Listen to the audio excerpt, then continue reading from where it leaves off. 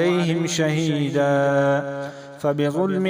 من الذين هادوا حرمنا عليهم طيبات أحلت لهم وبصدهم عن سبيل الله كثيرا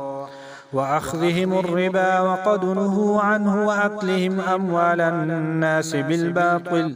وأعتدنا للكافرين منهم عذابا أليما لكن الراسخون في العلم منهم والمؤمنون يؤمنون بما أنزل إليك وما أنزل من قبلك والمقيمين الصلاة والمؤتون الزكاة والمؤمنون بالله واليوم الآخر